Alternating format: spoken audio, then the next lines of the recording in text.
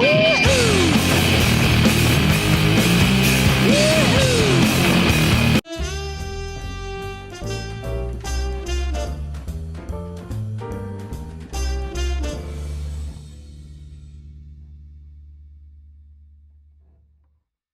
this is Andy Mitchell. I'm a writer-illustrator, and I'm here today with Studio 5, and we're going to be talking about children's book illustration. We're going to talk about demystifying illustration as part of the children's book process. First, we're going to talk about plussing the story, and we'll tell you what that is. Then we're going to talk about storyboarding as an important part of the process of making the visuals for a children's book. And then lastly, we're going to talk about the publishing team and how they work together. Where does the illustrator fit into the team when publishing a children's book, and what are the responsibilities of that illustrator? Number one, meet your deadlines. That's a major responsibility. That's number 2 and 3 too. I think that's everyone's responsibility on the team, actually. Yeah. Respect, big word, because if you respect the writer and he respects you, then you can separate your areas, and he does his job, you do your job. So you build on what he started. I think the illustrator's job has to do with really polishing up what's already been done. In other words, when you put the dummy together, we talk about storyboarding, we talk about putting our images together graphically, but in the end, the dummy is generally put together by the illustrator. And a lot of times we handle text as well. You know, with our images, we're talking about where the text is. So we have a great responsibility to the person that wrote this story to get their story across in the best way that we can and make it the most appealing story that it can be. So there's a lot of weight on the illustrator's shoulders as I see it. We could be handed a really truly great story, and it's up to us to make that story really sing. The idea of plussing the story, the idea of thinking about it ahead of time and storyboarding it out, these are all tools that we use to really take someone else's work and make it shine. Take that story and make it really, really sing. So we have a big job. So part of that might be the responsibility of the illustrator is to read that story closely, so you don't miss anything, so you get all the subtleties of it, all the emotional impact of the story. Maybe if there's a teaching point, be paying attention to what that is. Because some of these picture books especially can be very subtle.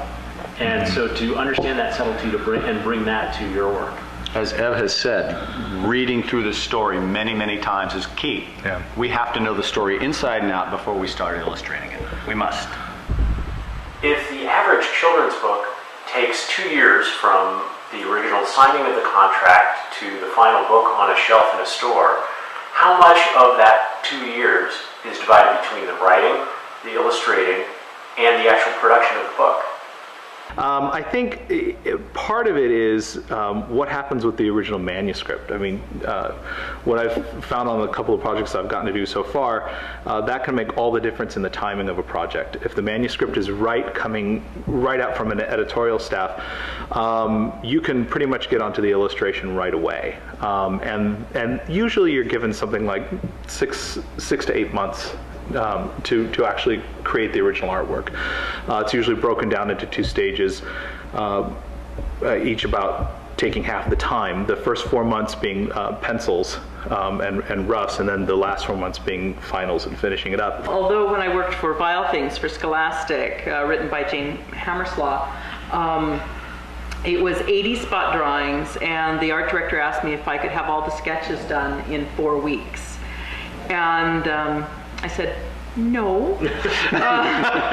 How about 6 weeks? Because I didn't know. I had never... That was your first book for them. And it was in 3 different styles. They wanted a watercolor style, a 10-year-old boy style, and a can you draw like Rembrandt? And of course I said, sure.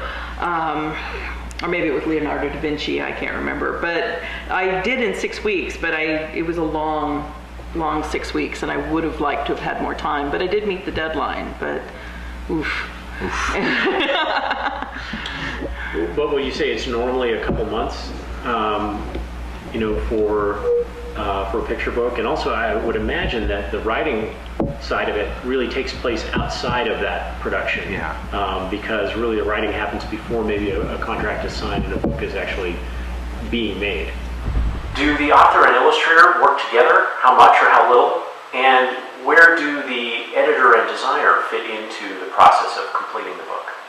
Marilyn and I are writing and illustrating a book together, but that's really, really unusual. It's very rare. We could say that the standard is for the editor to choose the artist after they've okayed a book that they want to produce. The writer's been okayed, Right.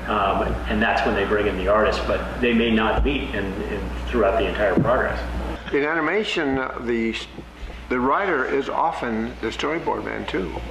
For instance, the movie Gay Paris was written by Chuck Jones and his wife Dorothy. But Chuck did not write a script, he made a storyboard. Yes. And they had to make the script for the recording artists, they had to take the storyboard and copy down the lines that were on the board. Yeah. So that's a different way of writing.